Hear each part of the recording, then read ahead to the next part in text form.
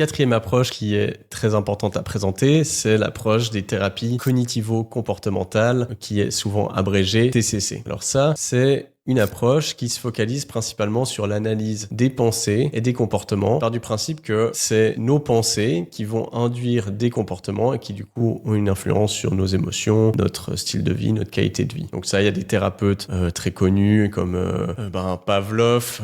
Alors c'était pas vraiment un thérapeute, c'est plus un scientifique, mais c'est parti un peu de là. Donc ça, c'est une approche qui est super intéressante, qui peut être très efficace sur plein de problématiques, notamment par exemple des phobies, le traitement des phobies, le traitement des TOC, c'est des choses qui sont super intéressantes. C'est une approche aussi qui a été très étudiée scientifiquement. Il y a plus d'études scientifiques sur les TCC parce que c'est un peu plus facile à créer des recherches à partir de cette approche parce que c'est plus structuré, c'est plus facile à observer des pensées ou des comportements que des conflits inconscients, par exemple. Donc, il y a aussi un biais aussi par rapport aux études qui sont faites où c'est souvent la TCC qui ressort comme étant la meilleure approche, mais c'est parce que aussi c'est l'approche qui est la plus facilement étudiée. Mais ça reste une approche vraiment de choix hyper intéressante.